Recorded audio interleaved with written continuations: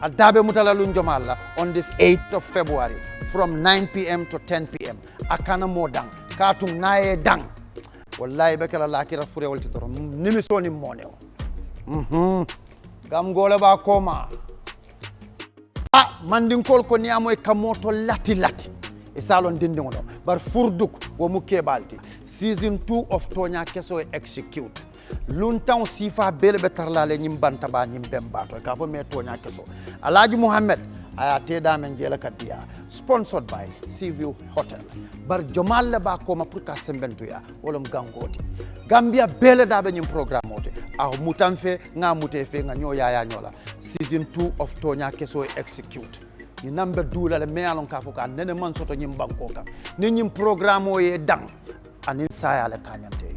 Tonyaa kesso adabe mutala lunjomala on this 8th of February from 9 p.m. to 10 p.m. Akana modang katung nae dang. Wallahi bekala lakira fure walti toro nimisoni moneo. Gam gole ba koma. Mandinkol ko niamo e kamoto lati. E salon dindingo do. Bar furduk wo muke balti. Season 2 of Tonyaa kesso execute. Luntan sifa bele betarlale nyim bantaba nyim bembato ka fo me Tonyaa kesso. Alhaji Muhammad aya teda men jela kadia sponsored by Seaview Hotel. Bar jomal ba ko ma pour ka sembentu ya wolom gangoti. Gambia bele dabe nyim programme ote. A mutanfe nga mutefe nga nyo ya nyola. Season 2 of Tonyaa kesso execute. Ni number dula le me alon ka fo ka nene man soto nyim banko ka. Ni nyim programme o ye dang anin saya le kanyante. Tonyaa kesso adabe mutala lunjomala on this 8th of February from 9 p.m. to 10 p.m. Akana modang katung nae dang. Wallahi bekala lakira fure walti toro nimisoni moneo. Gam gole ba koma. Mandinkol ko niamo e kamoto lati. E salon dindingo do. Bar furduk wo muke balti. Season 2 of Tonyaa kesso execute. Luntan sifa bele betarlale nyim bantaba nyim bembato ka fo me Tonyaa kesso. Alhaji Muhammad aya teda men jela kadia sponsored by Seaview Hotel. Bar jomal ba ko ma pour ka sembentu ya wolom gangoti. Gambia bele dabe nyim programme ote. A mutanfe nga mutefe nga nyo ya nyola. Season 2 of Tonyaa kesso execute. Ni number dula le me alon ka fo ka nene man soto nyim banko ka. Ni nyim programme o ye dang anin saya le kany.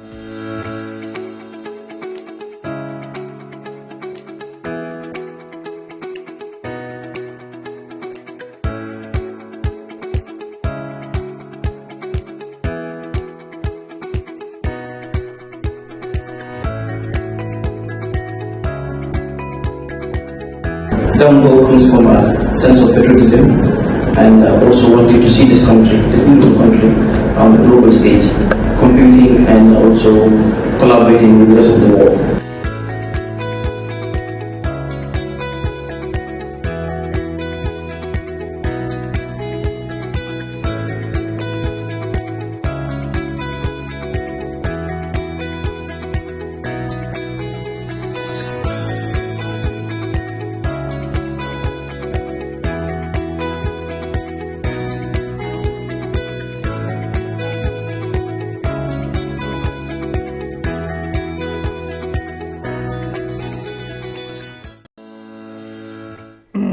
Wolom Tonyati, and today we have one of the biggest rappers in the music industry, Myk Jayda. I guess I get that right.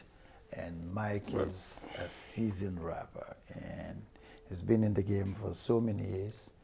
And I guess I worked with him on a project some time ago. That's long time. So Myk, you are welcome to Tonyaa kesso. Yeah, assalamu alaikum Gambia, assalamu alaikum world. It's your boy MY Killer Boy Myk Jayda, Mr. Hip Hop Connected. We're in the building right now. Mr. Hip Hop Connected. For Okay, sure. so Myk Jayda, so you are Myk Jayda, fan la judo, fan la dem school, and then fan la yaro tamit. Oh, Myk Jayda, I'm judo Banjul. Real name Aliou Diop. Aliou Diop. Raised between Bundung and Latikuna Sabiji. I'm going to school, Latikuna Sabiji Lower Basic School, Abuko Junior School, and Gambia Senior Secondary School. Gambia Senior Secondary School. Right. All right. So when did you start rapping? Kañ la dooree rapping? Ak lan moo la inspire si music, sir? Why music?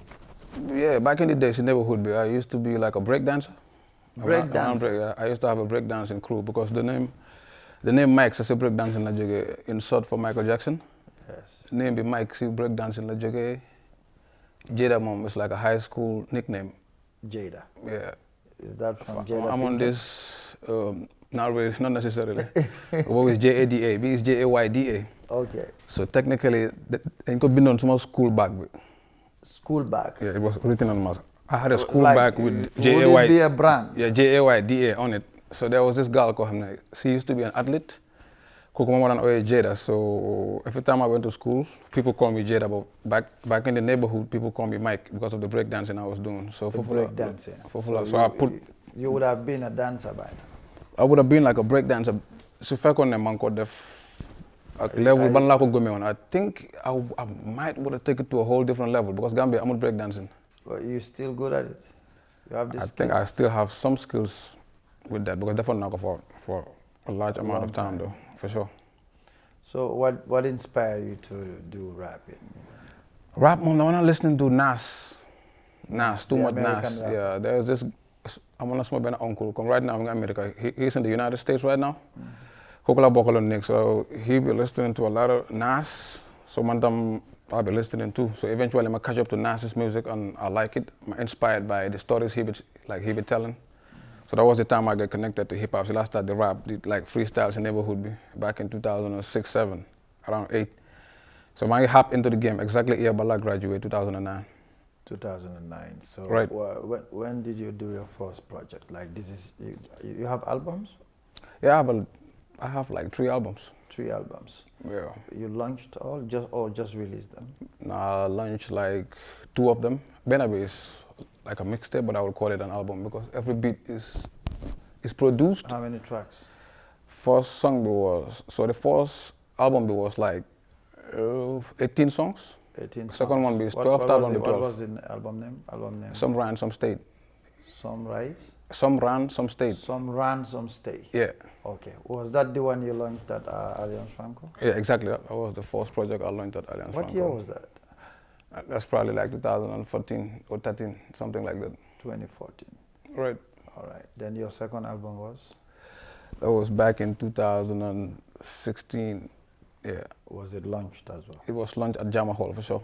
Okay, but the third album was never launched. It was 2019, Benjamin.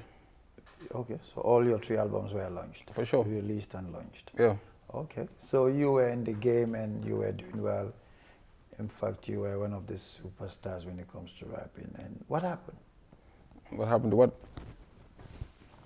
We've not been seeing the Myk that we've been seeing from the 2014, 2015, 16, 17. So coming down to 2021, after the coronavirus, you know, we see less of you. What happened? Oh, maybe I got caught up to real life issues. Because I've been rapping since back in 2009 up all the way to 2021 after around the coronavirus. That was when I make my biggest hit record possible. That is the song I did for like Steve. So eventually I got caught up in a situation where I had to go to prison and came back. When I came out of prison, I sat for like 2 years without rapping, but watching the music industry. What took you to prison? I went to prison because there's this particular lady called I was connected to mom. I think Lolo explained on numerous interviews, but in short, like, there's this lady called I was connected to her.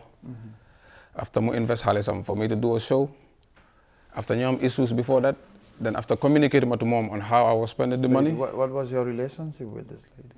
Oh, she was a friend that wanted to be a girlfriend. And then It didn't work though. It didn't work. She was a friend that wanted to be a girlfriend. From my own point of view, yeah. Your own point of view. Yeah. So you were a boy who wanted the money. I was a boy who wanted an investor to do a particular event. Right. To invite an international act to the event too. She wanted you to invest in her body and then you wanted to invest in her money. I mean, I guess you could call it, you could say that. It's just a question. It's just okay. Let me put it this way. Maybe. bëggoon naa ñu làkk olof nag pour Okay. majority of the audience guy mën a catch what we're trying to say because not everybody So is now, the even if I ask you in English, you have the right to speak in Wolof.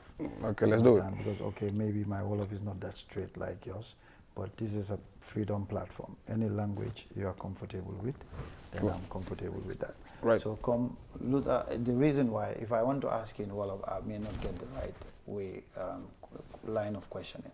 Right. But okay, this is Tonyaa Kesso. We want to keep it respectful. So, she wanted you. You said that. Right. From your own point of view. From my own perspective, yeah. Yeah, that's from your own perspective. But Right. did you ever have any feelings for her? You never wanted her? Not really though. Musuñu nekk in no form of relationship like comme nga naa communicate comme nit yoo xam ne yéen a ngi in a relationship. It never happened. But then I have come like okay, key in my head I already know because xam na how females move when they want you. Yes, okay. Key daf ma buga moo tax mu ngi dugal baxa bi si man. I was mostly focused on xam nga like friendship. Loolu musutañoo sa xel bi comme nga toog nga xam ne waaw kii soo gisee mu ngi ma buga dugal mu ngi ma buga invest xaalis si man is because daf ma buga xam nga loolu ñëw na sa mind. Understand na loolu way back even bala investing the money I already know that. So because from the jump like and then yow bugguloo kon si man da nga waroon a wax rek man tam bugguma. Waaw foofu la mistake bi nag right now su ma ko waree defaat if the whole thing had to play again. I'ma be like no. Because up till now maa ngi am those kind of issues ba léegi. Ba léegi maa ngi am those kind of issues. Like women they want to invest their money in you. They wanna send me money like. Just like Still? that. Still, I still have. Despite the experience. Despite the experience.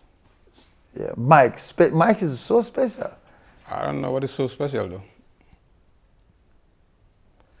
So I just want us to brief that because everybody had that story when you went to prison. So I don't want us to, have something around that. But just briefly, because this is the benefit of my audience.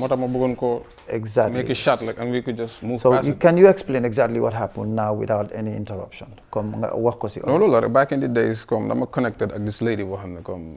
Okay, I'm on the feelings, man. Understand now from the jump.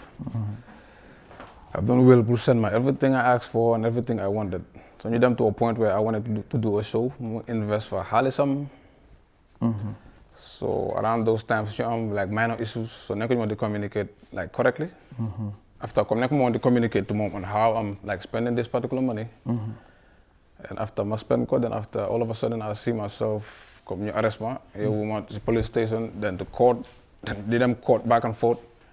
Went to prison, went back to prison again, and now I'm outside. All right. So one of the experiences you have come. Okay, something crazy. People view it as, yo, that's crazy, but man, I view it as Lulu is the best thing that ever happened to me. Are you been acquitted and discharged? Yeah. Acquitted and discharged. Yeah. So you're right now. Okay. Right, Lulu's what do you learn? What do you learn from the whole? No, it's the best thing. It's the best thing that ever happened. It's the best. It's the worst. It's the best at the same time. So what is it the worst? It is the worst part? as in it has a stain on my name. Yeah, but it is the best because I learned a lot from there. I can appreciate love than back in the days. Right now, when somebody is showing me love, like I'll be on Instagram replying to like 50 people. I appreciate love.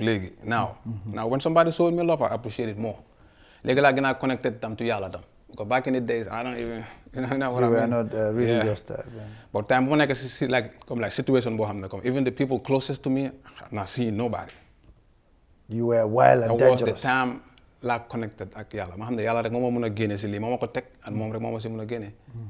And when dafa génné fear ci man, it remove fear. Legi awma no sense of fear.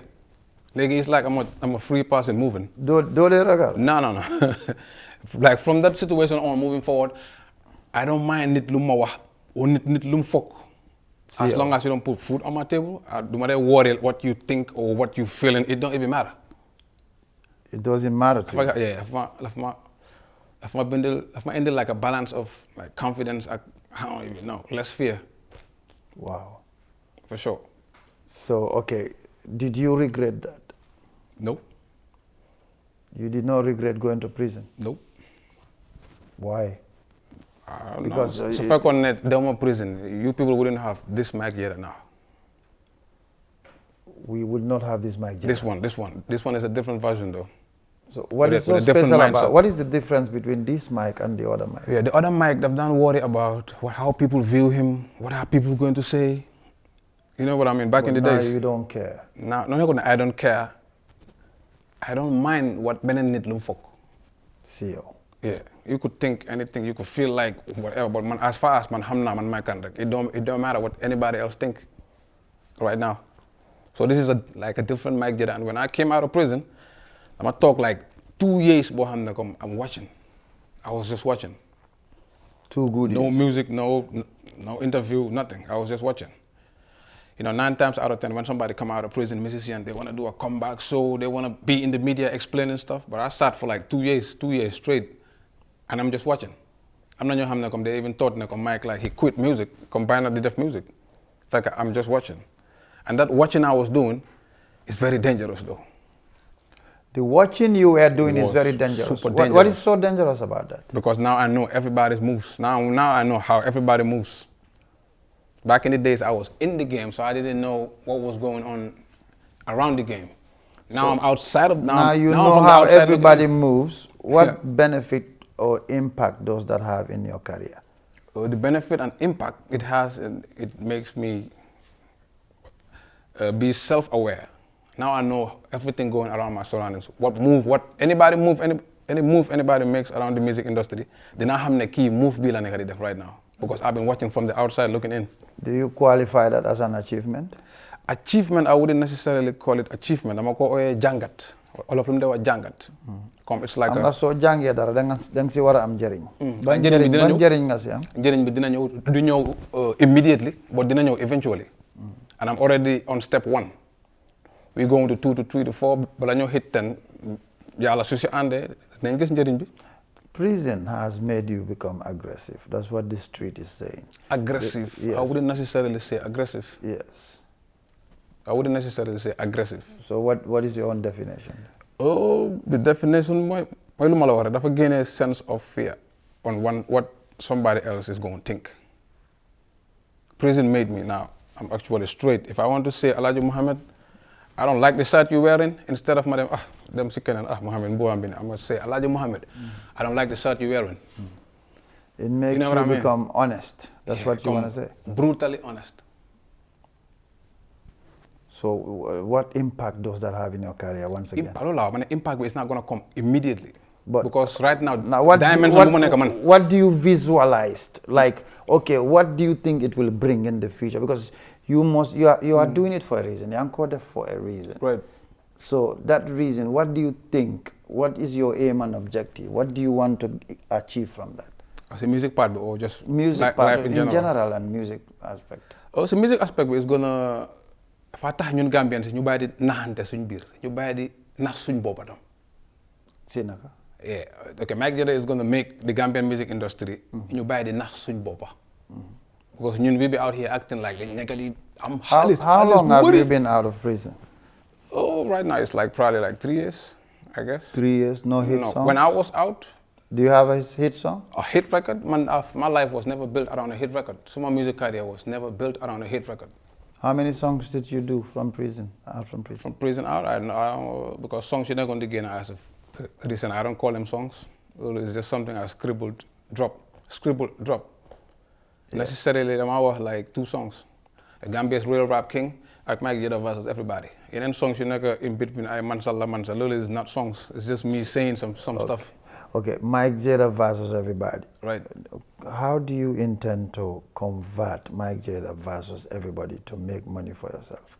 Because music without money, music with beefing people, music going against people without making money, without filling up places, do you think you are achieving anything out of it? Achieving anything out of it? Why yàlla moom mu ma sutura bu baax.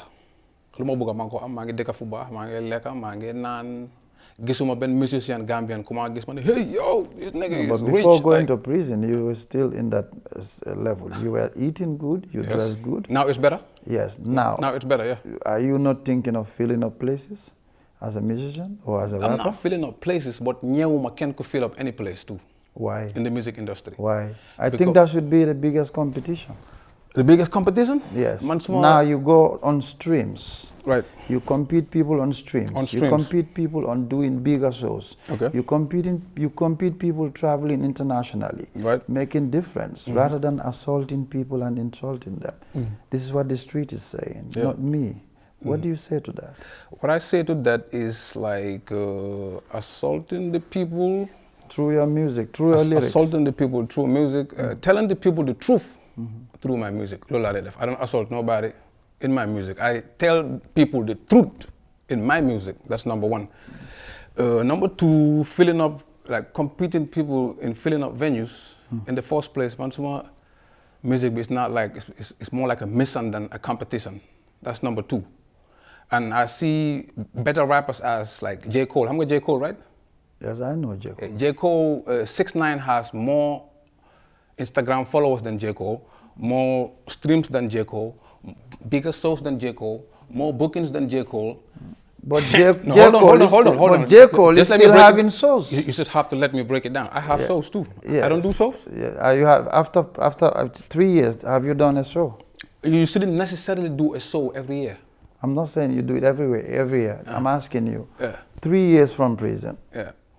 Have you ever organized? When I'm trying to break a question down, you should, have you ever you should organized? just let me to break it all the way down. Okay, I'll give you that respect. I'll accord you that respect. Then go. What I'm trying to compare so holy J. Cole, somebody like J. Cole, J. Cole is a way better rapper than 6ix9ine. 6ix9ine has more shows than J. Cole, more streams than J. Cole, more hit records than J. Cole, but J. Cole is a better rapper than 6ix9ine. And J. Cole is living good. As far as you're living good, man, I'm not the type of person who watch somebody else's pocket. Whether, okay, Muhammad is making more money than me. There's going to be people richer than me, there's going to be people I am richer than. Yàlla man suma wërsëg bind na ko depuis bés bi ma juddu loolu rek lay am. I cannot have more than that, I cannot have less than that.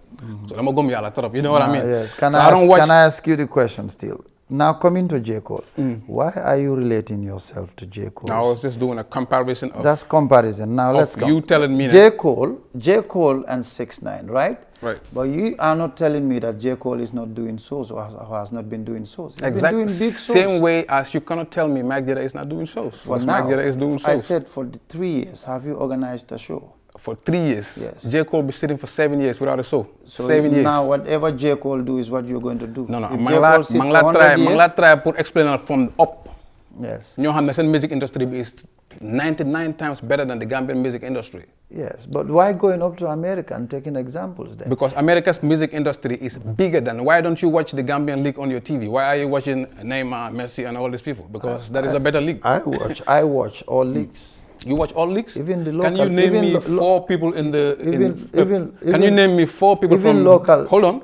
Can you name 4 people from Real de Banjul? Listen to me. Real de Banjul squad. Listen to me. Name 4 people. I'll not even you go can't. to. You know where I'm going? You know where I'm going? I can even go to Sukuta Nawetan and name for you to go that lower. But now the question is not about football here. What I'm trying to say is simple. Yeah. If J. Cole is not doing so for the past 7 years, right? So Myk Jayda will not do so for the next 7 years.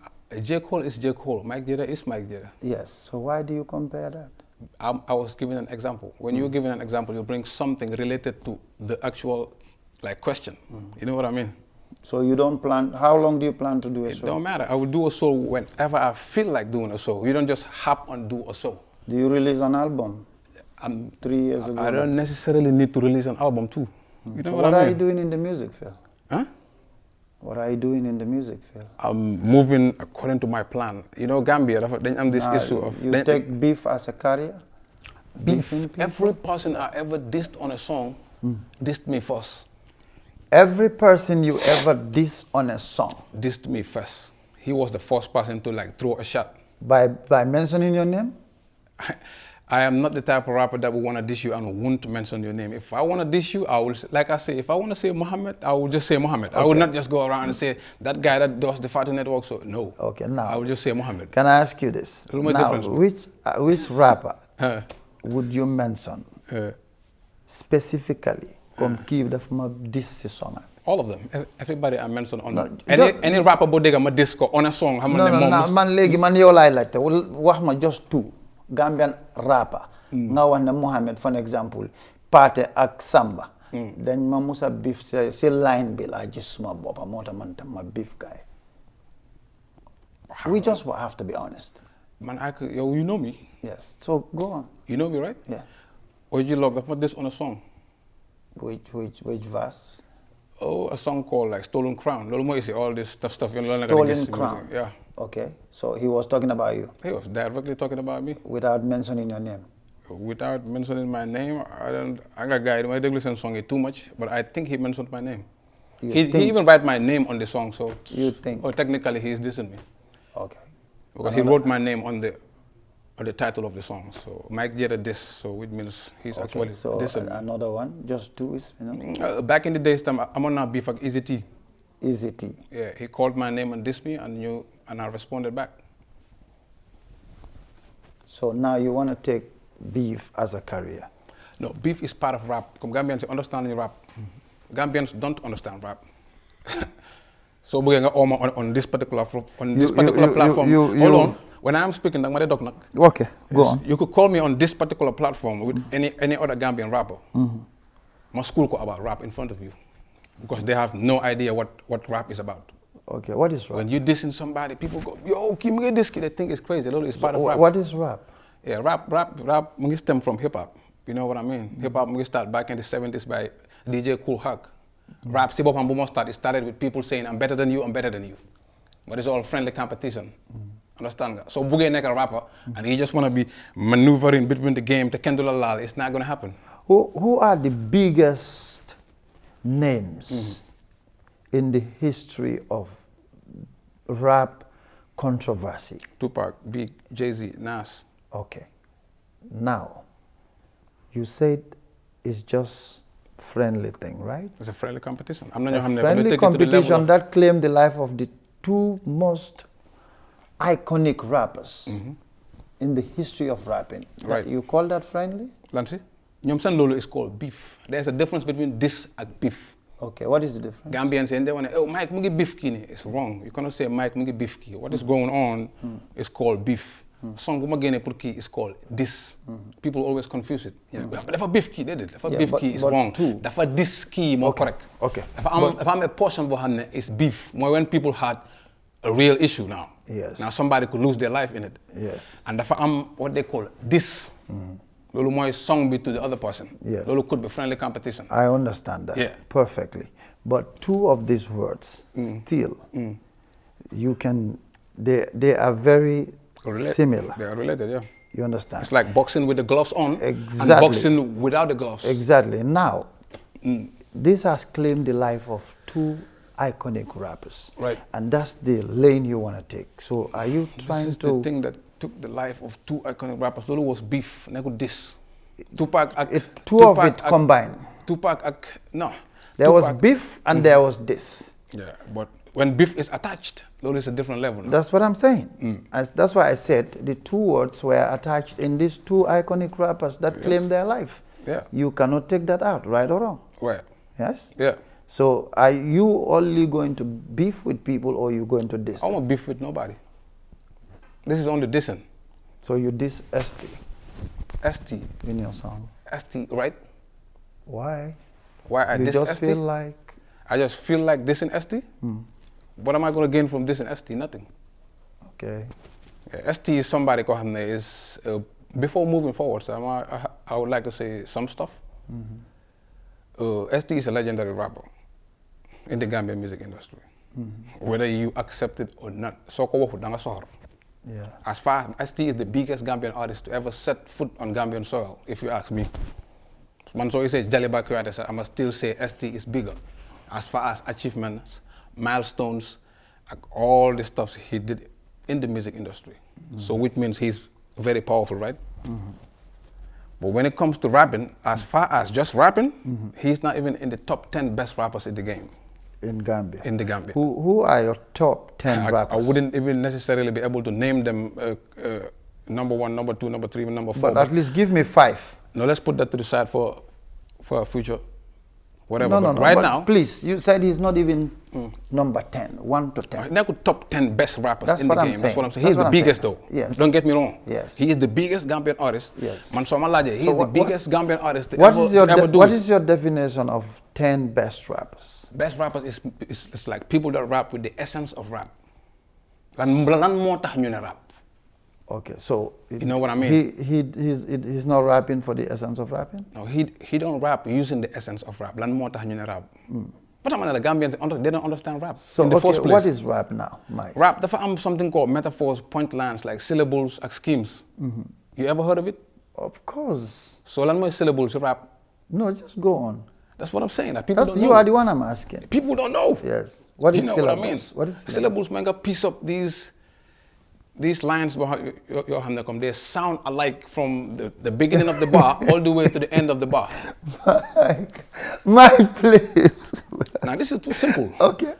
This is why we are retarded. Okay, So what is metaphor? Metaphor man was something like is related to what you actually mean, but you don't say it directly. I think I'm like jàngale ko ci school sir. So okay. Do you think, to be fair with ST, I am not here to defend any artist. This platform, anyone who comes here, we're going to ask you, and then there is no exception here. Do you think, to be fair with ST songs has no metaphor? ST, you be saying stuff like, hey, punchline okadale te. What punchline? Yes, I'm just asking. What punchline? Name me one ST punchline. No. You know what punchline is, right? No, I'm not going to. Do you know what punchline is? Do you know what punchline is? I'm not here to answer questions. I'm here to ask. Okay, like a hot talk then, Yes, okay. Yes. I am only here to ask questions. Technically, we're on hot talk right now. Yes. So now, you tell me what is punchline. A punchline I am not a rapper. A punchline is something like, man could have small recent songs. One punchline is like, music scene is all propaganda, and you then you envy. Music? This Gambian music scene is all propaganda. These people actually envy us.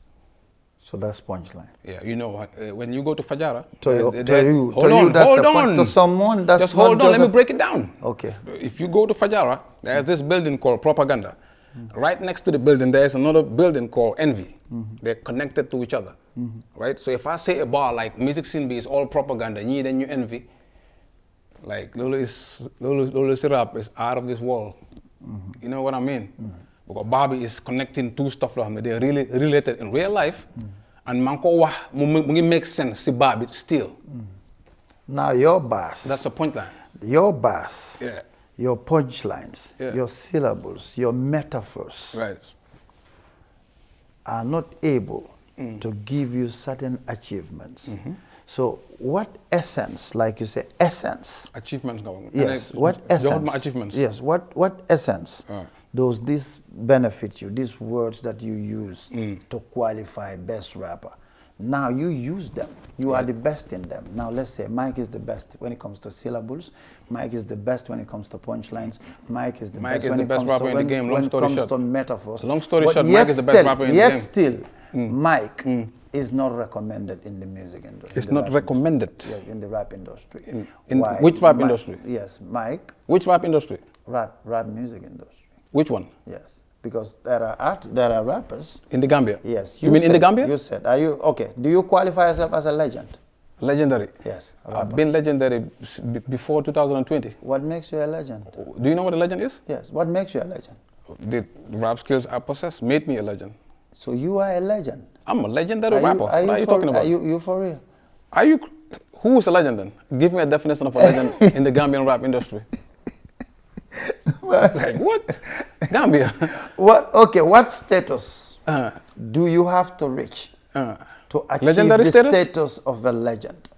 Legendary status? Yes. You the biggest place you've ever filled in your music career. That's what I'm saying. A little more I'm confused. Please confusing them. I'm coming. I'm just coming.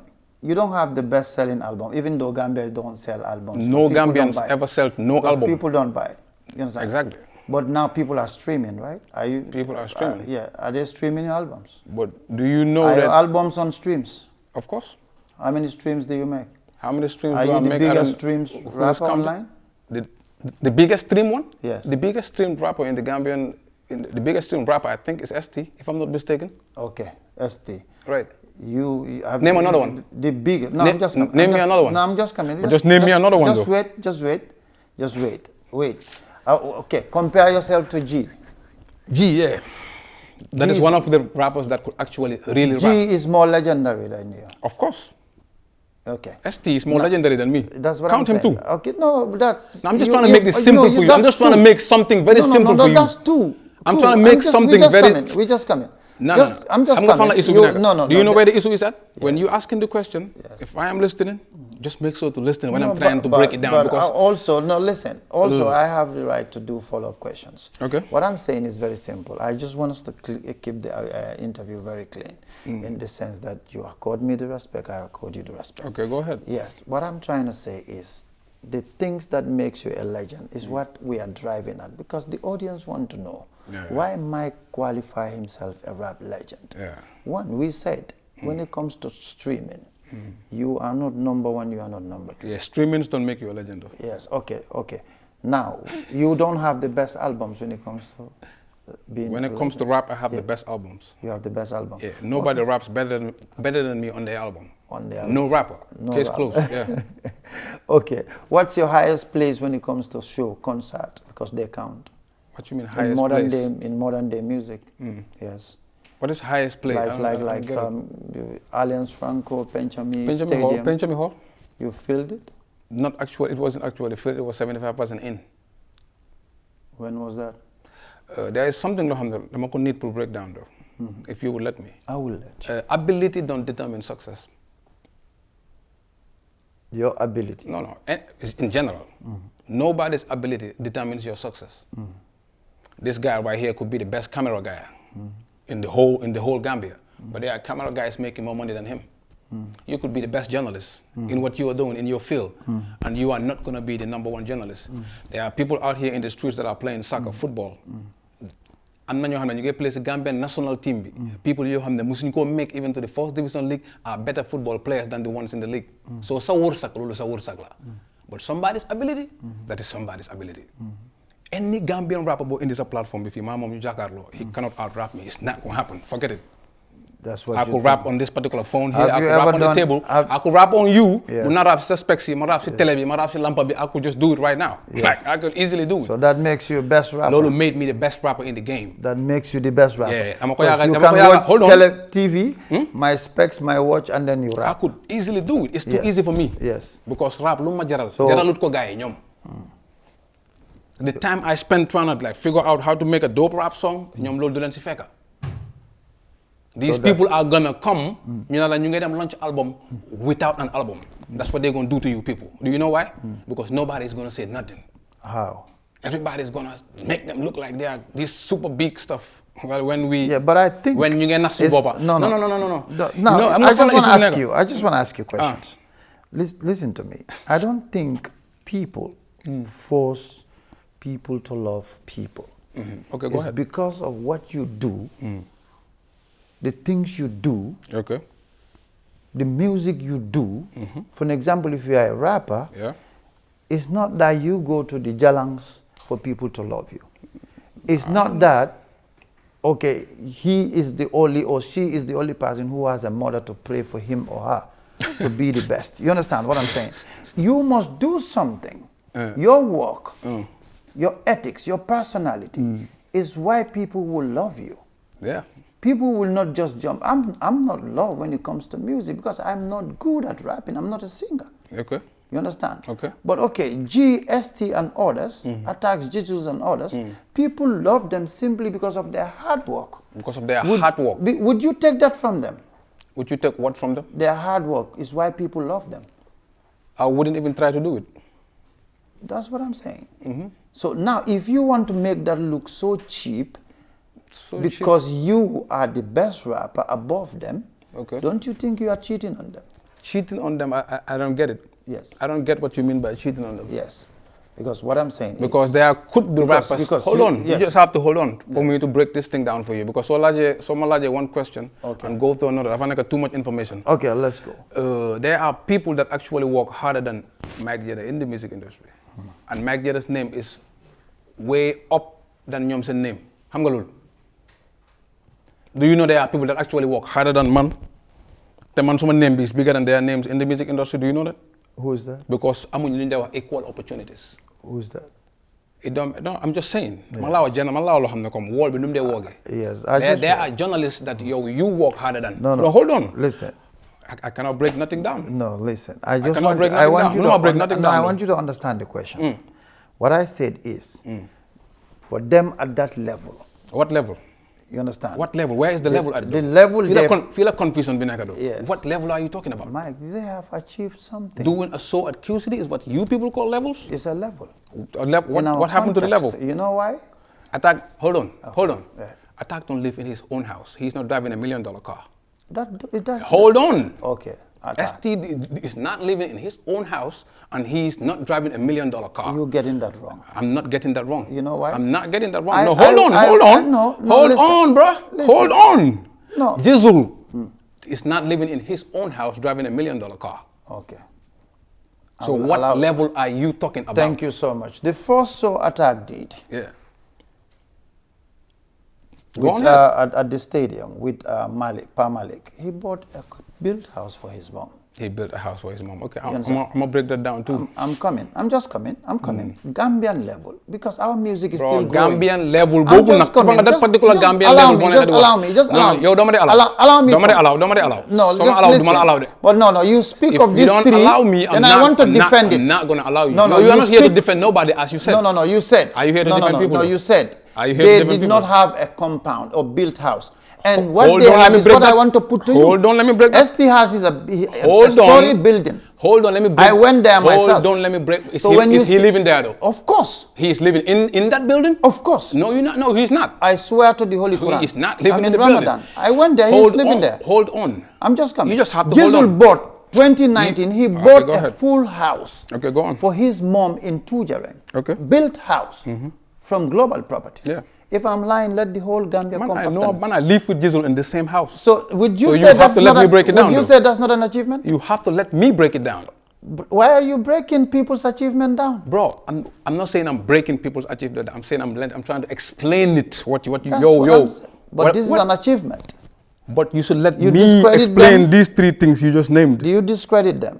I'm not discrediting nobody. I am here to tell you the truth. Yes, but behind the Gambian music industry. No, but this one you get it wrong. But I did not even explain it yet. I like people who will you don't even let me explain it, and you are saying I'm wrong. No, you said. When somebody said they don't have it. Then allow me to explain why I say they don't have it. But they have it. But allow me to explain it though. You cannot explain anything that they have, bro. What do you mean you cannot explain anything that they have? Because when you said they are not living in their own house. I can accept Attack is not living in the house that he bought for his mom. Okay, go ahead. One, right. Jizzle is not living in the house where the one he bought for his mom, but ST is living in the house that he bought for himself. These people, they already bought a complete home for their parents. Guys, some call them for interview. Okay, now let's Which go. one is it? Okay, let's go. You invite a guest into your house, but you don't want to let them explain. I just want to explain something. You just want to be cutting them. I know what I am saying. Okay, go. If I say Jizzle bought no house, he never bought no house. He never bought Jizzle no house. had a deal with Sol Fraser that gave him a house, which he claimed to buy in full, which is not true. And I'm telling you, no disrespect to Jizzle though. I love Jizzle. He knows I love him. But I'm telling the truth right now. I'm not trying to confuse. You think Sol Fraser give it to him for free? Bro, it's not for free, but we know how. It's his hard work. Bro, I'm not discrediting Jizzle's hard work. You cannot make me discredit Jizzle's hard work. I'm not saying, no. No, I'm Jizzle, not. For years. You know what I mean? Yes. I love these niggas, but he is going to just say the truth. Because man, okay, now Sol Fraser, you said... Lolo is a deal from Sol Fraser. What a G, try to break it down on his songs. You know what I mean? Lolo is a deal from Sol Fraser.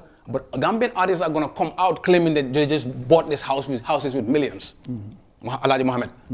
Waxoon naa ko suma benn vidéo bu ma mos a def nii man na leen su fekkee ne ñun Gambian artistes yi daf ñu leer na dañ amee xaalis kaay leen ñu dem come outside ñu but break it down the deal I'm interested. No, deal. Solfreza Ma jox la deal. deal man ne la ok suma phone baa ngi ni am mu ngi nii phone bi is costing 1.5 million.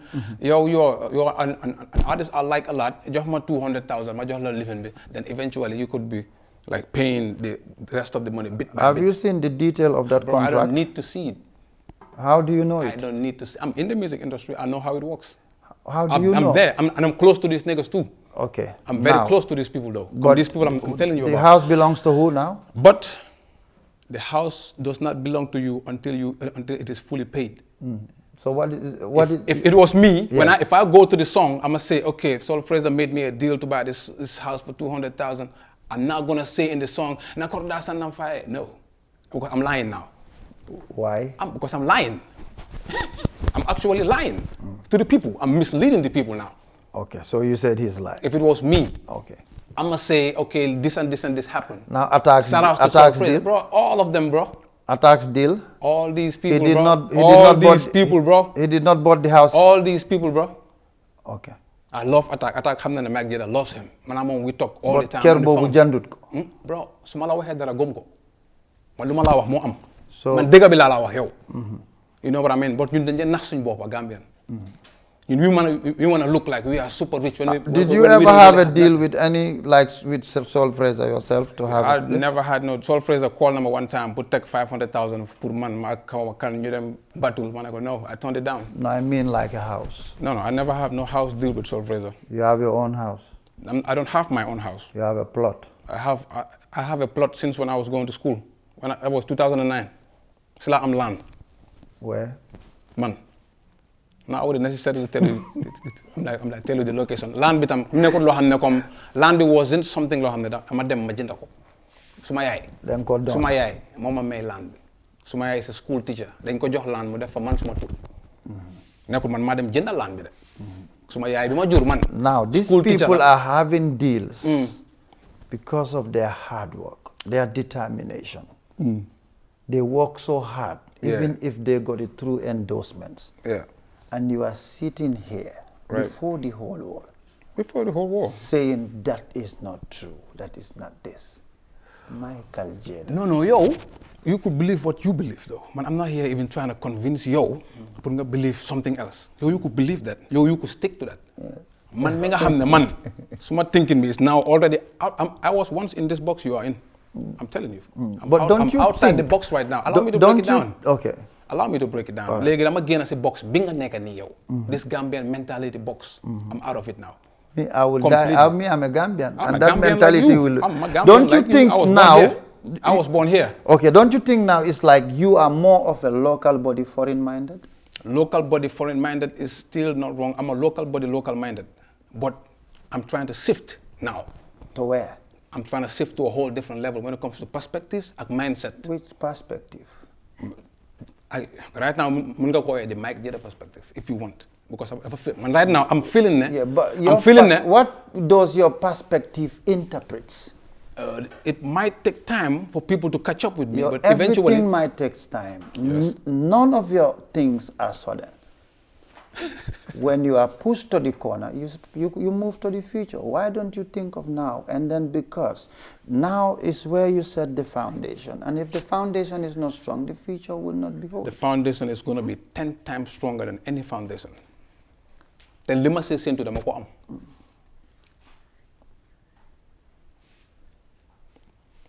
No, just go. You know, you said I should accord you the respect. So lead the gala. Man lima la wax ni moy mo nekk li nga xamne mo exactly am. But media all these media pages are going to paint it like these people are making millions. Don't you think? Bro. But they're making millions. Bro. Unto of yesterday. Unto of yesterday. Gis nañ numbers you guys post but on he the came. media. Bro, I love these people, bro. He Antu, came, he filled Hold up on. Q City. Ansu, shout out to Ansu, man. Just 2-3 years ago. I love Ansu. Ansu, I think you could have done better than that. Ansu wërsëg rather than assaulting people. Wërsëg Antu bi. Confusion boobu no. For the fact that Antu, no, hold on. For the fact that Ansu did a show at like Q City, okay, Gambians are now viewing Ansu as this big artist. He's been doing great songs. Okay, no, hold on. Just hold on. Mantam, I have to just go on Rush and try to do a show at Q City. So no, it don't work like that. He's been doing great There songs. are Meaningful people. songs, There are right? people. No man, I love Antu. Man and Antu are from the same neighborhood. His Do you songs know are that? meaningful, you know that? I love the boy. Without insulting people. Who is insulting people? Without though? assaulting people. Who is assaulting without people? abusing though? people. Who is abusing without people? accusing people. Who is accusing people? Without using people. Who is using people?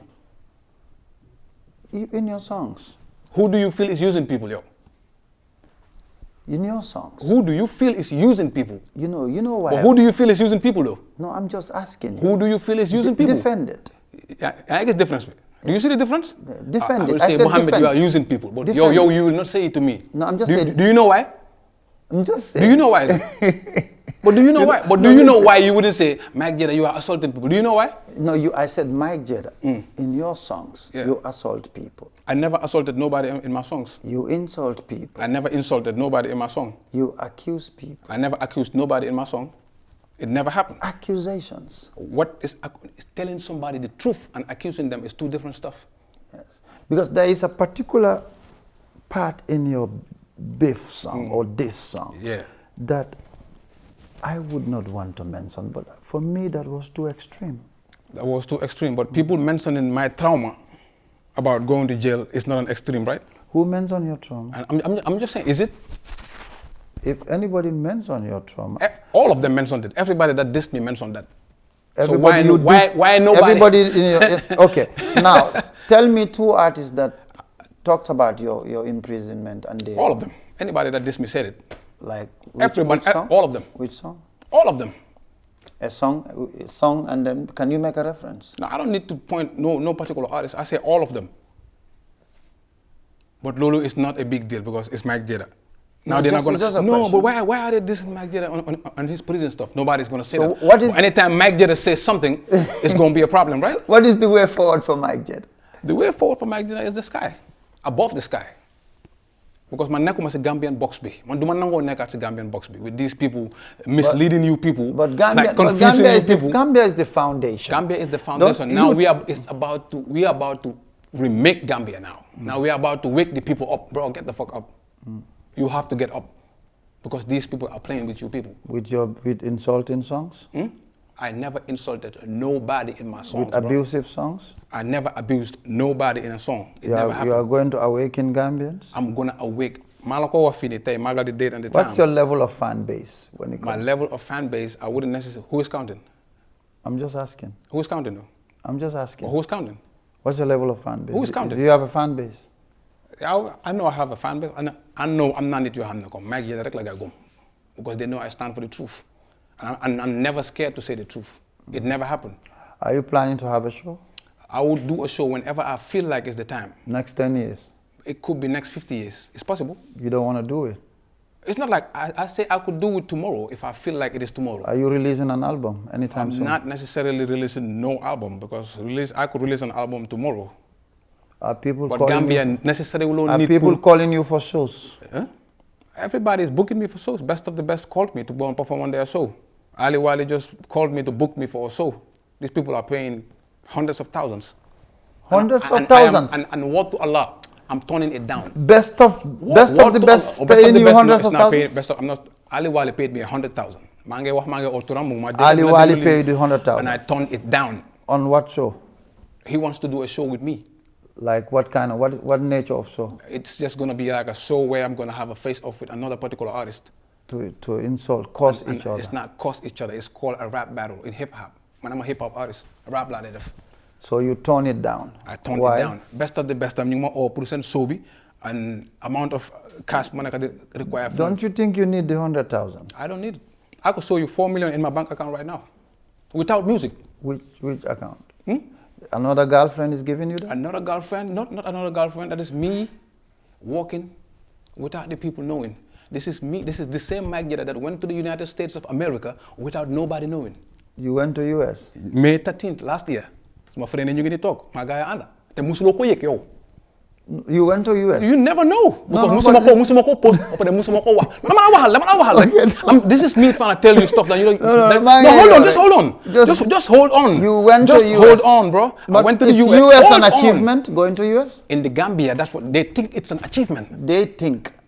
Come here, no mention a fini. No. But I saw with the start, you are like this artist traveling abroad because you think No, traveling abroad is something. listen, Hold on. Listen. Can I break this down, please? No, listen. Can I please break this part down? You But said can I you please went- can I please break Don't this you part? think Can your- I your please break friends- this part down though? Can I please break this part down? Okay, cool. I went to the United States of America. My transit inside the United States of America. How long? No, hold on. It don't even matter. Madam Bahamas. Ma jógee Bahamas, went back to New Jersey. Ma jógee New Jersey, ma ñëwaat Gambia. Myk Jayda, Yeah, Myk Jayda si boppam May 13, 2024. 2024. Yes. Okay. am na people yoo xam ne So- xam nañ ko am na ñoo xam ne xamuñ ko. What, ñan laa okay. bëgg ñu xam ko. If nit yi suñ ko xamee, what benefit does it have on people? Exactly, bro. Myk travel to America? ST went to Germany and America recently. So my Instagram baby is people tagging me. Myk Jayda, when we are in the United States there, I'm just in my house laughing. Because people think going to the United States is like, yo, it's like an No, but achievement. it must be a mission. It No, must man, be I'm on a different mission, bro. Yes, Man, you I'm understand. on a different mission. Okay, now, you an artist, you went to America. Yes. Without nobody knowing it. Without, it's not even musical. You understand? Okay, it's not, that was not music. It was not musical. So what I'm saying now, that this is the difference between you and others.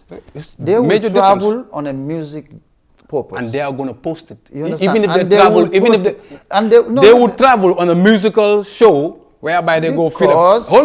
Hold on. you cannot hold hide on, that. Hold on, You can't hide that.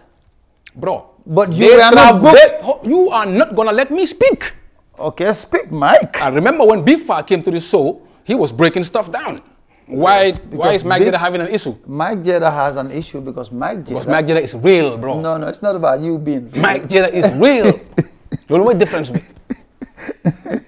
Myk Jayda is not going to let you play him. No, but I'm not playing you. You know what I mean? No, what I'm saying is Myk Jayda, I said Myk Jayda as an artist, traveling to US, your biggest achievement in traveling to US should be for a musician. You may have your personal, private trip and all that. Nobody has anything against that. But when it comes to music, what I'm saying is Jizzle played in an international platform. I love Jizzle. ST played in an international Yes, I love platform. ST. Understand? Attack went to UK, our Gambians and others. They all traveled, they performed on stage. On what? You went to US and Bahamas, you did not perform on any stage. Okay, how much did Only how your much, friends knows you were in America. Yeah, and people You claimed. and some people within the music Claimed. industry know. Some people within the music industry know. Okay. Too, because I called them on video call when I was in the building. How much does they make going abroad doing music? How much do they make, yeah? I'm not their manager. Bro, they don't make nothing. They don't make any. Nothing. Keep it real, bro. Bu fi nekk di ak comme dafa No. Yow xam nga lu ma la wax bu baax. No. Yow xam nga ne these people went to these platforms, but they don't make nothing. Sesu? Bro, because Says these Myk. people, because Says- no, but man dang ma bay ma wax. Okay. Because these people, then fuck ne going abroad is something. Just dem na Europe rek wala dem na fii ne. But it's Am na something nit yoo for xam ne them. man du ma mën a wax di. I could never speak. But Myk is something for them. It's nothing, bro. Bro, it's Ñun war something. nañoo passé level boobu noonu by now. Kaay ñu bàyyi di naxante suñ biir So Gambia. ñooñu suñ ko defute yow looy xaar. Man, su ma nekkoon in those people's positions, I'm gonna take this thing Why to a are whole you not different in level. their position? Because Gambia dafa nekk a nation boo xam ne it's a nation where people lean onto a certain people ñoo xam ne ñooñu la gars yi di promote Mohamed. Yow soo fi jógoon di def music tey laa la war you are not good at it. But if every media platform is posting only Mohamed, eventually people are gonna catch up to whatever trash music you're doing. But how many artists from your generation Yeah. I can name? You cannot name nobody. I can You name. cannot name nobody. No, listen. From my generation? No, listen. Don't Okay, only listen. name one person. I'm Listen. the only person that is still from the cypher rap battles, still they doing music. Okay. Now, okay. you know that? Now, How okay. about- Now, listen. Do you We know have- that though? No, okay. Now, okay. I know. Now, we have the born Africans. They leave a footprint in the Gambian music And industry. went to Europe. Hold on. And went to Europe. I'm and just com- hold on. These born Africans, they leave a footprint in the Gambian music industry. Hold on. They went to Europe and disappeared. Yes. Okay. Now they are staying in Europe. Hold on. No, Hold but on, bro. There's Bro, something. when no, am I going to no, speak? No. Myk, I accord you to speak, but this is what I want to say. There's something I want to say, and then you can come and answer. All right, go ahead. Now, you have the Mandi Moris, you have the G's, whatever. Where's Mandi Mori though? Okay, G, Mandi Mori and others, they might not be here today. Where's but at Mandi least Mori? they've done something in the music But industry. where are they though? Now you are blaming other artists for What hap- not taking the Gambian music industry to another level. And whilst you are a rapper, and you have not done anything for this music industry. Because the music don't industry... Don't you think you can... Because ability don't... ability doesn't determine your so success. they support Jesus. And they support ST. They support Mandy Mori, but they don't support you. What you mean they don't support me? Of course they support me. I got people that love me. It's not as big as their fan bases. So why are you not big? Why are you not big? Because I'm part of a music industry which is full of hypocrites and one-sided promotion. Man, no, unfortunately, don't you think you have to watch your music? What do you mean? Your songs. What's what I watch? Maybe you are not singing anything meaningful and impactful to the society. Anything meaningful and impactful to the because society? Because you think that's music? I never sing taka taka taka taka taka taka. I'm the best rapper in the game that spit the best bars in the game, and nobody is going to make me feel less about that. Well, if your bars are meaningless, do you what think you mean people, meaningless? I'm just asking. I don't get what you mean by meaningless. If your bars are meaningless, they are not meaningful. Yeah. Do you think people are going to support you and then put you on that level? Yeah, but man, I'm not the type of rapper who they might just diplomatic passport to shut me up after Manope. I wouldn't talk about Gambian issues again. At least I'm not that rapper. Are you talking about Gambian issues? Huh? At least I'm not a rapper. Are you talking about... play a Myk Jayda song it's called Why Gambia. Are you talking talk about the Gambian issues, exactly what is happening in the Gambia. Are you talking, I've been saying stuff. Are you talking about Gambian issues? I'm talking about, I could play the song right now if you want. No, but people are not listening to it. Because people are not promoting certain artists in the music industry. But the promotion has to start from yourself. No, man, I'm a musician. There are people that are promoters. If you don't give us good music, what you mean? People are not going to listen to your music. What is good music? If your music is full of insults and abuse. No, man. I'm not a song. I never insulted on a song. It never happened. So don't paint that on me. The people so bad that you are trying to paint Myk Jayda the saga, man, Musuma saga, Ken song. It never happened. To any rapper who have the musna like this, you are forced to throw a shot on me. Then I could break everything down for you. And my response is always crazy. So be careful who you're talking to. Come on, someone respond. I'm with Ida, Mohammed, no. Man, I have no filter. The same way I'm speaking to you right now is the same way I'm going to rap on a song. So don't you think because of your lack of filter is affecting your career? Man, nothing is affecting my career. I'm exactly like what I'm in music industry Gambia. And I'm not even worried. Young boys of yesterday, in the music industry, right, are making impacts. I could show you. They are progressing. They are progressing. They are moving. They are making shows. I have more money than them right now. No. Yes. You have more money than them? Yes. Maybe you get it through the other way too. Exactly. But that's not through music. It don't matter what way it is. It don't matter. But then your achievement is not... Square goal. Now you are telling me clearly your money you are making is not coming from your music. Then stop music. No. Music is something I can do, and I'm the best rapper in the game. Why would I stop music? You're best rapper in the game. You're not recognized. Who is not recognized? Why did you call me to your platform then? No, I called you because you insult people. So I want you to come and clear yourself. Me. Yo. Man, I'm one of the first people that did a show at Alliance Franco and filled the place up. Then. You are using your past glory to exit yourself from today's disaster. Same way you are using G's past glory to bring him something on this platform. G was an icon. Myk Jayda was an icon. Myk Jayda has never been the best streamer. Myk Jayda has never been called to any international shows. Myk Jayda has never done any big events. No Gambian artist ever did an international show. None of them. But they were called there. By who? By Gambians? No, forget about Gambians. By Gambians? But is it by Gambians though? The Summer Jam.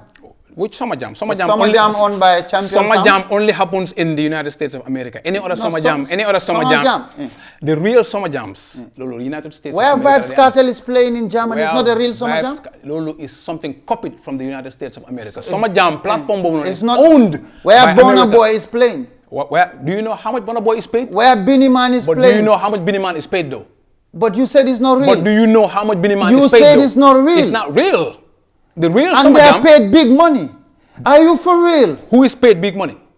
I'm just telling you. But who is paid big money though? No, you disqualified that one being. Who is paid the big money? That's what you said. Who is paid the big money though? Myk Jayda, you are the one saying this. I'm me. And the wall is in front of this camera. What are you talking about? No, but what I'm saying is, you know who you're talking you said you disqualified. I disqualified the Summer Jam in Germany because the real Summer Jam is in the United States of America. So this one is fake. this one is not real. The real one is It's in the not United real with States the biggest of America. names in the music industry. Bro, I don't care. You don't care. Do you get me? Wala yun ako dima get. Wala No, nga but funny. that- Wala nga funny. Come so definitely. It's No, gonna no, shake it's something. Not about It's shake. not gonna Are you shake for nothing, real? bro. Where Vibes Cartel is, Bro, Beanie Man is, How- Shanshia is, ST is fake. Mention. Brikama Boyo is, of How much they course. paid Brikama Boyo though? Do I know? Am I the organizer? How much are they paying Vibes Cartel? A lot of money. That's what you can say. Yeah. But how much are they paying Gambian artists though? But that's what I'm saying, because those names are bigger than our names. But Why are they bigger than our names though? You know why they are bigger than names? Because music started Because there Gambians before us. like fooling Gambians. No. It's the truth. No, listen. It is the actual truth. But at least, I'm sorry. Why I'm sorry. don't? Okay, now. I'm sorry. Gambians like fooling Gambians. That's all they do. Do you Fool ever Gambians. think your name will be on that poster? Suma name bi su fekkee ne yàlla dafa bind ne dafa nekk. Do yàlla de sa liggéey bi? Bro yàlla bi moo binda li war a Don't happen hide suma life. behind yàlla fii. Yàlla bi moo binda yàlla su ma laxaw si gannaaw su ma laxatu si gannaaw kenn déglu lu ma la wax bu In this baax particular case, lu ma la wax déglu ko bu don't baax. hide behind But God. I'm gonna hide You have behind to God on work every hard. bro. Listen. I'm gonna hide behind God on every See? particular case. Now you are running. Running Because to you where? know- you Myk know- Jayda running? Are you No, crazy? No, listen to me. Who you Mike, talking to? No, Myk Jayda, listen. No, listen. This nigga is crazy. No, listen, Mike. Give me wér man ma daw man de Déglu ma. xanaa xamee wala ma Mohamed. No, boy, yaa ngi bëgg a daw. Fan lay dem. Because, okay, you man nga ne yow you man du ma laxaw si disqualify. gannaaw yàlla yow. No. yow loolu nga wax. Dégul ma. yow loolu nga wax In the yow. context, when we pushed you, you used relevant point to defend your weakness. That's what you keep doing here. What- And then, what do you through mean? man, dama la indi waat fii. Tam, manela, Mike. ST's name on that flyer might take you. Jesus' name was there last time. Yeah. ST's name this year. Yeah. It's their hard work. It's their hard work by going to a show, performing and not being paid nothing. That's their hard They are work. not being paid? And Gambians, we are so... Bro, ST's name is not even posted on the Summer Jam page. No, they are not- platform. they They are- don't it's an own particular platform. But it's on their flyer. But bro, putting somebody in the ST is big in the Gambia, bro. ST but- hold on, bro. You just have to hold on. ST is our number one. Bro, yo, Sayang, you are disrespecting ST by thinking that Lulu is something. Like what? It's big. It's nothing. It's big. Bro, it's nothing. His name being there is big. You know why? Because when they looked at the names and they said, this guy is going to come from Gambia. Jesus raised our flag the other time. You have never raised our flag in an international event. Man, I and don't- you claim to be the best rapper. I don't want to raise it that way. And you claim to be the best rapper. I don't ever want to raise the Gambian You've flag been that singing way. from 2006. From 2009. Now we are going to 2026. Yeah. That is 20 years. I know. I was rapping from 2009. I'm sorry. Yeah, but you said 2006. Now I say 9. Okay, no, you said here. It's recorded. 26. I said No, I said 2006. It's recorded. No, we're going to go back to that. It's recorded. Yes, that's what you said. I said Okay, 2009. now 2009 to now. Now I'll even accept that. To how many years? How many years? 2009 till now. I could be rapping from Like 2001. 16 years. I could rap from 2001 to You've 2000. never been to Casamas I don't want to go to Casamance. for a What show. What are you talking about? Dakar, Sierra Leone. These I've people. been to Dakar Which show? on a show from Deep Dundugis where he invited me, Madam Senegal, my rap, and the whole crowd was going stupid crazy. In Dakar. Because they know, okay, this When- is when this was is that? I was moving the crowd more than the Senegalese rappers. The only person can more post lolo on her platform was I'm like Kini ko Jatumbo. Oh, Jadumbo. What year Only was that? person who gets on lolo ma post ko, mu jël ko mu repost ko and be like, why are we acting like this is not crazy? I could remember that clearly. What year was that? Do you know, I could not remember the exact year though. Lolo was year bu Deep New Gambia and the following one. Moy G bu ko isé Gambia then the following year. You know what I mean? Time bobula la dem Senegal. Every Gambian artist been for invited went on the stage and down. It was normal, regular, because we are performing as upcoming artists. Senegalese rappers, but on the platform, they're walking under Deep himself. Couldn't move, couldn't actually even shake the crowd. The moment I possessed the microphone in my hand, because before them, I prepare my bopper. I climb up the stage. Senegalese, they understand what rap is. Senegalese, they am noppy rap. I'm noppy rap. What they call dig in the rap. Senegal, then you have I'm noppy rap. They were noppy rap. I'm not bro. Gambians understand rap. I'm not downgrading nobody. Gambians don't understand rap. Then you stop rapping. No, I am going to be... You are rapping for people. I am going and to... you clearly know they don't understand rap. And you are still rapping. Are you not fooling yourself? No, then your mission is to enlighten the people about rap. Now, and still they don't get it. No, Mangi just start right now. When I sat back for 2 years and what the music industry, I understand, these people don't actually get this. So, man, I'm a job. Lolo is going to be very difficult though, but eventually people are going to catch up to what rap really is. When I Myk Jayda bo face ni ak Myk Jayda bo xamone du ben bro. Okay, now finally, what do you have to say? I will leave you to be free. Like, this is your own time now. Say anything you want to say, and that will take the music forward, and whatever you think for 3 minutes, and then we'll call it a day. I accord you that respect. Okay, long story short, the main conversation we are going to break down for the controversial is about suma digante man ak ST ak music industry Gambia the way it is going.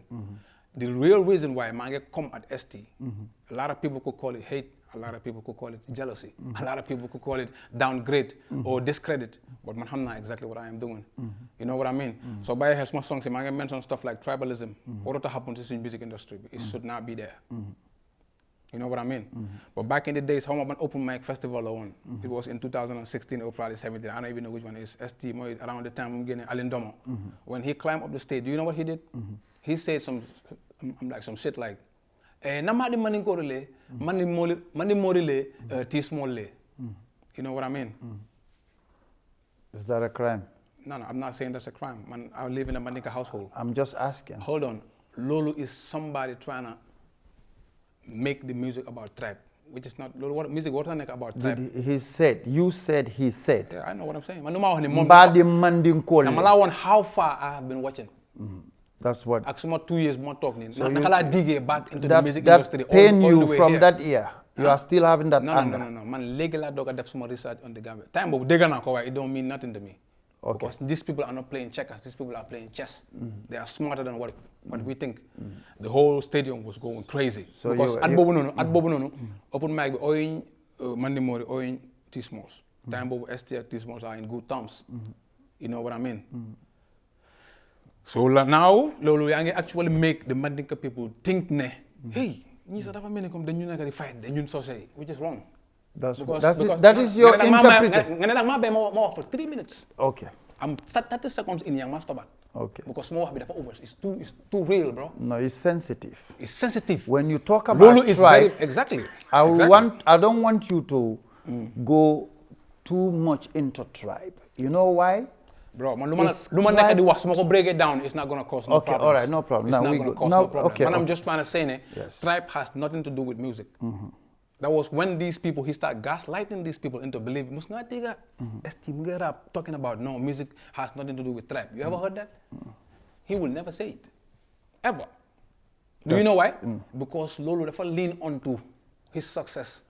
Gambia can killing, Gambia be boom killing, Gambia be more killing. I'm not talking about Gambia. I'm talking about. Is that not oneness? I'm talking about guy. You know, social can man my social nyep. Yes. So what did they mean by that? Why didn't you mention that bar? No, I'm just asking you. But why didn't you mention that bar? What did he mean by that? What did he mean by that? Nyom nyune. Social can. Wow. Man my social nyep. Wow. So you have something against that? So platform open mic bobu nono. You have something against that? Wow. After lolo mom se bo xam dafa def a show at the stadium. So it was packed. And you were angry. I was so happy I was part of the show. When Waka Jani was trying to help him get his sponsors, I was present, bro. I was connected to Africell too. The same Waka Jani they were blasting recently. Using that for marketing. We all get always a conversation for another time. I was there, bro. Man, sorry, man. Okay. Man, luma am boko ko nit ñi. You were on stage. Hold on. Luma am boko ko nit ñi. Motax mënuma am lu bari ci aduna. Bu ko luma am dama ko bokka suma nit yi. Te ma gëna humble nit yo xam ci wol bi yep yow. Right now, they might look at this as, hey, it's not that. The man can stand for the truth, and standing for the truth is going to be very painful. They might attack, they might saga, they're going to say whatever. And man called at the worst time when you get jail. Now they're going to use that against me. I don't care, because I'm saying the truth right now. Time me what they got. Understand that? When this nigga did that, after the stadium event first, the next open mic flopped. Like fans, you can start to lean on somebody's side. léegi open mic festival one of our biggest music platforms foofu lañ ko lose. Who made? Next no hold on. Okay. Hold on next is the Wax Sa Xalaat Music Award by suñu benn jigéen ju man góor ku dëgër Sista Ndiaye ku daan taxaw pour taxawu music industry bi pour music industry bi dem to another level ok dëgg la Wax Sa Xalaat xaalis dafa daan jógee lu bëri waaye daf daan tax artistes yi daan liggéey bu baax kenn ku nekk dafa make sure sa video bi is top notch so you might win video of the year songs yi were hit songs yi in a year was going crazy compared to now léegi 3-4 hit songs nga di am a year time boobu di nga am 12 to 13 14 hit songs a year because artists were really working on their songs because bëgg nañ at the end of the year ñu honor leen with something everything fan base yi tam dañ daan jox awards so fan base yi were bigger so platform boobu noonu lañ nekkoon di use Gambia ok lu bëri jógee wu fa waaye daan tax musique bi mu go to a different level artist of the year Artist of the year ST no problem Sobi is still going on Artist of the year ST Artist of the year ST Sobi is still going on ba benn year bu attaque génn si and did the best album had the most hit records who was the artist kan ma boycott Sobo Go on. ST okay. He said he don't want to go to the show now So boom go because Sobo bu su fa demee attaque mooy win Artist of the year so no hold on he's not gonna go there but so hold on bro so fans am itam ñu ne duñ dem si show boobu noonu hold on just hold on bro please but what you will allow me as well to ask you follow-up questions no follow-up questions could come later dama la want how single-handedly this thing is ruining the whole thing yes I'm just trying to show you a scale boo xam ne perspective boo xam ne lii you have to step out completely pour nga mën a view this hold on look, can I ask you questions please go ahead all right go ahead now you mention one person one after the other right. Because boom defe show from the horse's mouth that killed open mic. Yeah, because time after mom stadium event time he started asking them for unrealistic money in the first place. Yes. And fans are already gaslight. Now would you blame him? You will blame him for that to charge big money? Unrealistic money? No, I'm just asking you. There was a time. Would you blame him for charging big money? A platform came from Sierra Leone. No, I'm just asking. Hold on. There was a yes time. Or no? Would you blame him for that? I will blame him for that. For charging big money? No, not for charging big money. Would you for blame an artist? Money. Would you blame I'm not blaming an artist for charging big money. That's not the breakdown. No, but listen. I was about to break it down for you. No, your breaking downs. Right now. Right now. Let me just ask you follow-up questions. Stuff I'm saying. No, but you just mentioned the might of one person. You are even showing the whole world that this guy is so powerful to an extent that when he leaves your show, the show goes down. Yes, he is that powerful in the Gambian music industry, for sure. That's what you are saying. Yes. What makes him powerful? What makes him powerful? Because he is hiding behind something very sensitive. What is that? That is called tribe. Like how? Like exactly what I'm saying. He so is hiding behind tribe. Do you think it's only his tribe? You want to make people believe now? No, I'm just asking you. Hold on, bro. I'm asking you. He want to make people believe now. Can you honestly tell me that in his shows, it's only Mandinkas that go to his shows? No. But mostly, other artists are going to have an issue when they're having a show. Like how? Somebody like our Gambia. Our Gambia, bi am so man ak yow ak anybody else dañ ko tok setan ko soyam bi yahu ci kanami dëkk bi yépp dimbalé wuñ ko. Degul. And our Gambia is one of our. But the same our Gambia was helped by people. No, the same our Gambia was helped by people to fill that show. I'm not going to let you speak this time. I'm not. The same our Gambia was helped by people to fill Benjamin. Hell no. Our Gambia is the same artist with MQ City. Our Gambia is one of the best female artists in the Gambia. So raw talent la amé. Who boycotted her? Gambia ñun ñëpp ñu sétan ko soyam bi fil. Did you support her? Man, I did because time man I'm handling issues. What have you done for our Gambia? The only thing I could do, so my name was not on the flyer. I was not on the list. The only thing I could do Did you go to her show? Was post her flyer. Did you go to her show? Communicate among people. Did you go to her show? I called her. Did you go to her show? I called her. Did you buy tickets? I called her. With your $4 million, I could show you could not pay her. You might not believe that. No, listen. Yo, you might not believe. Listen. Yo. You are the first person who failed our Gambia. You have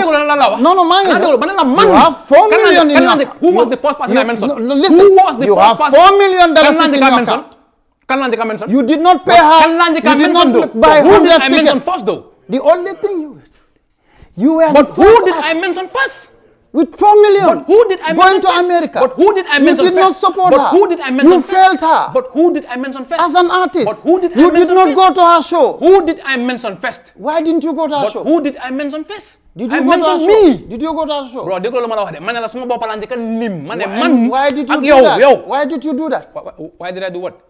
Why didn't When I you did go? the list, I called our Gambia. What did you When our go? Gambia, we It's spoke just on phone. calling somebody's support. Bro, man, I called at least. I called our Gambia before his show. Before No, her but show. I'm saying now, why didn't you go to her show? Man, I was not invited on our Gambia show. This is the real reason why I don't man do my them put me invited. So to okay. their cast, So man- there are other people too. If you don't invite them with their personality and standard and status, would they go there? Would you blame them for that? Who is those people? I'm just asking. Just call a name. No, I'm not gonna. I'm just asking a simple question. Who are you talking about? You were not invited. Yes. That's why I did not go. Yeah. And I'm an artist. And she's your sister. And I'm an artist like And him. she's your sister. And I'm an artist like her though. And she's your sister. Right. And I am an artist like her. You could have bought at least $30,000 worth of ticket I could have bought $30,000 worth of ticket and support her. and support her on her show. Yeah. Okay. I did not do that. Why? Because what I'm saying, Mohammed, dama blame suma bopa man. Ak yow. What would be your final words? Huh? Because time is done. Parce que man don't try to break down something very lengthy, but now we'll continue. No, but it's important. Time too is against us. I know. Time is Yes, against us. yes, yes. Break Okay, down but I exactly still give stuff. you 2 minutes. At least you say No, no, thank no. you and then you move What I on. was saying, comme lola naka dala wax moy Mohammed kañ bay di naxante suñu bir. Yeah, and kañ leen ñu bay di fokk ne comme ki dafa hate ki motam muy wax li. Kañ leen ñu waxante dëgg suñu bir. Lu du dëgg du yaga. So gisee suñu music industry bi right now is so retarded. It's because duñ dé waxante dëgg suñu bir. And then jël da nga jël ben Myk Jayda rek tek ko ci kaw ngeen ne Myk Jayda mo kenn du ko laal. Myk Jayda is the special one. Fekk Myk Jayda mu ngi mislead the whole nation. And mu ngi abuse power am bi. Man, I have no animosity towards ST. Yalla, buma team hamna lolu. Suma ko amé yanna buma successful. Animosity? I have no animosity.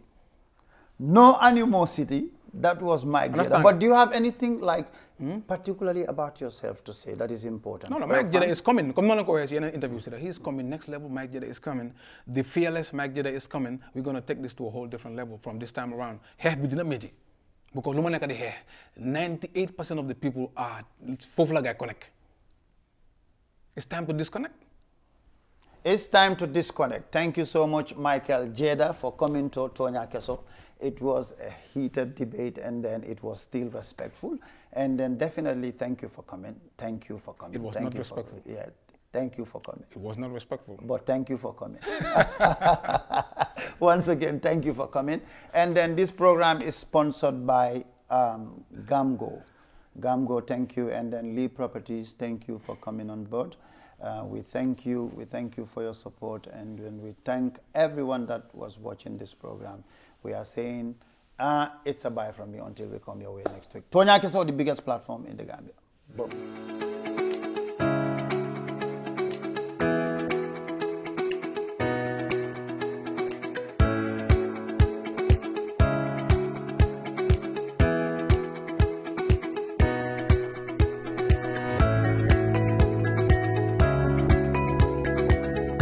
Gambo comes from a sense of patriotism and also wanting to see this country, this beautiful country, on the global stage, competing and also collaborating with the rest of the world.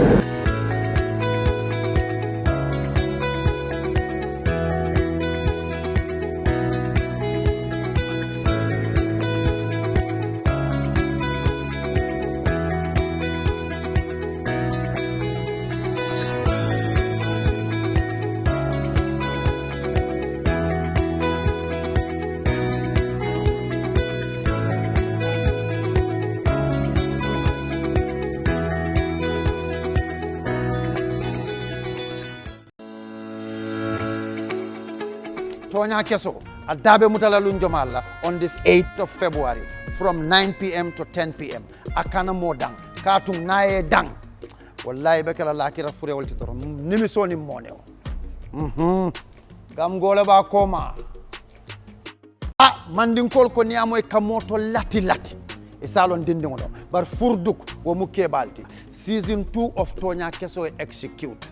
luntaw sifa bele be tarlale nyim banta ba nyim bembato ka fo me Tonyaa kesso Alhaji Muhammad aya teda men jela kadiya sponsored by Seaview Hotel bar jomal le ba ko ma pour ka sembentuya wolom gangoti Gambia bele da be nyim programme ote aw mutamfe nga mutefe nga nyo yaya nyola season 2 of Tonyaa kesso execute ni nambe dula le me alon ka fo ka nene man soto nyim banko ka ni nyim programme o ye dang anin saya le kanyante Tonyaa kesso adabe mutala lun jomalla on this 8th of February from 9 p.m. to 10 p.m.